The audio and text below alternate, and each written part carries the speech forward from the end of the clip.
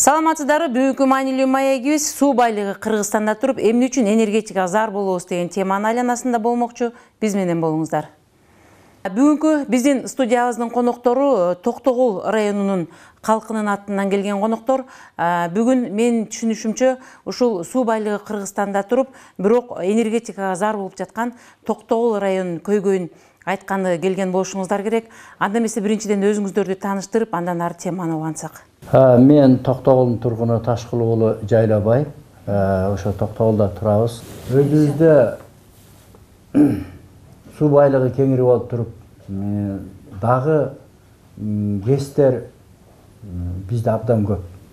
Нарын суусунан башына чейин 22 ГЭС курулат деген, ага жетпесе дагы абдан биз чет мамлекетке энергияны экспорттоп берип аткан мамлекет болуп эсептелебиз. Биз ушунчалык уялабыз. Биздин азыр Токтогулда суу сактагы суубуз өтө деңгээли ылдый түшүп кеткен. 19 миллиард куб суу туруш керек эле. Азыр 9-дун тегерегинде кеп болуп атат. Негизи бу максимум убагында да мынча түшкөн эмес. Суу азыр негедир өтө жок болуп кетет. Ошондой эле кыш, ошондой эле кар, ошондой эле суу деңгээли агып жатат. Өзүбүздө турган сууну, өзүбүздө турган энергияны туура пайдалана албай, урдатып, же болбосо ошону элден жашырып атабы, эмне үчүн биз сырттан алабыз? Абдан кейиштүү болуп атат. Кымбат. Бизди алдаган, бизди ошол убакта 4,5 тыйындан алмак болчубуз. Кийин атайын өкмөттүн закону чыкты. Ага чейин Бекмамат Осмонов иштеп турган убакта Союз убагында 1 тыйындан төлөгөнбүз Токтогул. Азыр 70 тыйындан төлөйбүз. Бул система Ширшовдун түзгөн системасы. Биздин Кыргызстанды банкротко алып келип, мамлекетибизди отургузуп кое турган система бул. Туура айтып кеттиңиз. Революцияда мен ушу апрель революциянын батырмын. Ошол свет көтөрүлгөн үчүн революция болгон. Эл нааразы болуп. Буга келгенден кийин, азыркы бийлик келгенден кийин көңүл бурган жок. Ошол системада өтө кирешелүү булак көп экенинен булар ошого манчыркап, азыр дагы элди кандайдыр түшүндүрө албай, светти көтөрөбүз деп эл буга толук каршы. Биз атайын элдин атынан келип атабыз. Токтогулда ар бир адам айтат, ушундай свет көтөрүлөтмүш, биз ушунча жерибизди бердик элек. Биз кантип жашайбыз? Үлүш болбосо, свет болсо жылдан жылга көтөрүлүп, 17-жылга чейин түзүп коюптур, 2017. Мүмкүн эмес. Токтогул 1974-жылы ГЭСти берген толугу менен. 82-жылы өкмөт ошо Токтогул району бүт карыздан кутулуп өзүн актап койгон. Наоборот, бизде ылдыйлаш керек эле. Дагы 11 тыйындан да ылдыйлаш керек болчу. Мамлекет 70 тыйын эмес, андан да ылдыйраак болуш керек болчу мына Кыргызстан боюнча. Ал эми коммерческий баа 1 сом 50 тыйынга чыгып атат. Өзү акционерлик коом деп шылтоо кылып атат да, акционерлик коомдун акциясы болгону 7 гана процент экен. Ал өкмөттө 93% турат. Мына Өмүрбек Чиркешевич биздин Токтогулга келгенде мен суроо бердим. Бу акционерлик коом НДСти ошо налогту ушула төлөш керекпи же эл төлөш керекпи деп. Шунда ал киши айтты, депутаттын эң аксакал экен. Сиз абдан туура айтып атасыз. Муну акционерлик коом төлөйт деп. Эмне үчүн 1 сом 50 тыйындан төлөйт? Алиге чейин эл ушуну түшүнбөйт. Биз ушуга да таң калабыз. Ушунча байлык акчаларды алып отуруп, эмне үчүн биз светти кымбаттатабыз деген нерсеге келип атабыз.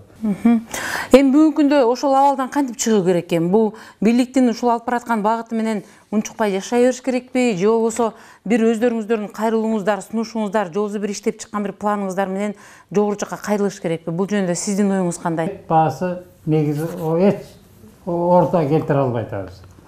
Келтире албай атканыбыз ушул. Бизде депутат жок. Биз барган өкмөткө айтабыз, өкмөт дагы өзүнүн ишин аткарбайт. Кылган ишин кылбайт. Анткени жаманбы жакшыбы 150 киловатт деген эме берген бизге. 150 4 тыйындан. Бул 4 тыйын деген эмне? 150 киловатт дегенди жакшы кишилер 1 саатта жаап отурган нерсе. Жаш баланы жана конфет берип, мына жеп турду, алдаганда бизди алдап атат. Өкмөттүн алдаганы бизге жетип атат. Азыр ушул 70 тыйындык багын төлөй албай, светтерди кырктырып көп үйдө. Мына 500 15 миң участок болса, где-то ошолордун 40 коюп, 40 болгондо 200 сомдон акча төлөдү. Бечара 100 сом акча төлөп атат, 200 сомду кайта кошуп береби. Ойлосоңор, аябай кыйнап атат элди.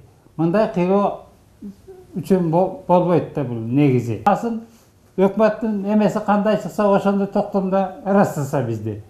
Биз ошо токтомдун негизинде иш кылабыз. Эгер болбосо сотко беребиз, эми аны кандай кылайт, кандай жыйынтыкчат көрөбүз да. Негизги милдетибиз ошол. Сөзүңүзгө аралжы, мынакей жогоруда айтып атасыздар, Токтогул районундагы бүгүнкү абалдын начарлыгын. Ар жердин жергиликтүү эл өздөрү жакшы билет дегендей, мына бүгүнкү күндө вице-премьер-министр Тайырбек Сарпашев ушул өкмөттүн өкүлү, өкмөттүн оң колу десек да жарашат, негизги бир посттордун бирөөсүн бүгүнкү күндө ошол киши отурат. Эмне үчүн ошол кишиге кайрылуу болду? Ал киши деген ошо Токтогул районунун акыбалын жакшы түшүнүш керек эле. Бүгүнкү күндө элди ушундай алдоо болуп жатат. Элдер алданып атабыз. Бүгүнкү күндө биз сиз баш болуп турган, сиз бир оң тарабында турган бийликке нааразычылыгыбыз бар деп кайрылуулар болдубу же болгон жокпу? Бул жигитке суроо бергенбиз. Сен эми өкмөттүн мүчөсү болуп, вице-премьердин 2-чи орун басары болуп турасың. Азыр мына биринчи болуп калды. Токтогулдук деп. Анан ошол законду окутуп, муну көрсөтүп атсак, бул айтып атат, 6-чы статья иштеп, 7-чи статьяны кайра өкмөт караш керек экен деп. Муну өкмөт биринчи сунуш кылгандан кийин депутаттар 3 окумдан өтүп, президент кол койгондон кийин өкмөт карабайт. Бул элди биротоло маңкуртка чыгарып алган да. Эми бул жигит ошондо убада берген, кайрылганда. Мен министрге айтам, муну чечип коет деп. Министри азыркыга чейин качып Токтогулга барбайт. Себеп мына бир жыл болуп калат. Орозо ай келатат да. Биз күтүп атабыз. Ушу министр келсе, биз ушулар түшүндүрсөк, министр деген бул закон менен тааныш болуш керек. Муну окуш керек эле. Эл калкты билип, өз элин жыргатпаган башка элди жыргатабы. Ошон үчүн биз нааразыбыз да. Нааразыбыздан келип атабыз да. Ошо жалган экен, Орозодо калп айткан жигитти мына ишенип алып, азыр эми көрөбүз, мына келсе кандай кылып бизге түшүндүрөт болду экен. Ошо 7-чи статьяны эмне деп айтат болду экен деген ой бар, келген, айтылган бул. Бүгүн сиздердин сайтыңыздардан калыстык издеп келдик. Себеби биздин ошо президентибиз Алмаз Атамбаев шуну билсе керек же билбесе керек, же ушу элдин кыйналганын бизге барган жок да. Мына азыр биз ушуга жетип калат деген ойдо келип пайдаланып атабыз. Мына көрүп ушул министрлерин жолсо тескеп, чын эле ошо Токтогул ушундай акыбалбы? Чын эле ошол убакта Бакиев эле иштеп аткан система өзгөрүлбөй эле, кайра эле баягы шапка алмаштыргандай эле Асан кетти, Үсен келди болуп эле отурат да. Бакиевдин убагында ошонун күйөө баласы Жалал Абадта акционер коомдун башчысы болуп турган, биякта Бакиев отурган. Азыр деле ошондой болуп атат. Биз ушуну көрүп туруп, өзгөртсө, анан эл дагы түшүнсө, биздин нааразычылык ушундай да. Биздин ажыбыбыз өзү айтып атат. Ким законду бузса, закондун негизинде жооп берет деп. Ал эми өз өкмөт мыйзамды чыгарып берген депутаттардын мыйзамын Конституцияда өздөрү колун коюп ант берип атып, кайра тебелеп, 7-чи статьяны тебелеп аткарбай коюп, элди акча берип митингге чыгарып атат дегенге мен кошулбайм. Мына 7-чи статья тебеленгенден кийин Токтогулда 90 миң болсо, Каракөлдө 22 миң, 112 миң кишинин укугун тебелеп атпайбы? Мына эл өзү эле көтөрүлүп чыгат да. Ошо нааразычылык болбош үчүн шуну алдын ала билип, биздин ажыбыбыз бир чечимге келет деген ой бар да. Ойлоп атабыз, бул туура эмес. 1,5 туура эмес маалымат берип койгондор. Мушун тескеш керек. Каяка кетип атат? Накталай биз сатып аткан акча. Жоксо нак элден топтоп алган 35 тыйындан бере турганды 70 тыйындан алып атса, 1 сом 32 тыйын бере турганды 1 сом 50 тыйындан алып атса, бул деген байлык да. Роза Отунбаева дагы президент болгондо айткан, Кыргызстандын эң эле түгөнбөгөн байлыгы бул суу менен свет деп, чоң киреше деп. Эмне үчүн биз азыр банкротко баратканыбызды таң калышты да. Мүмкүн эмес да мындай. Эңиздерге чоң рахмат. Анткенде бүгүнкү күндө бир эле Токтогул районунда эмес, жалпы эле Кыргызстанда ушул свет, газ көйгөйлөрү элди абдан тынчсыздандырып жатат.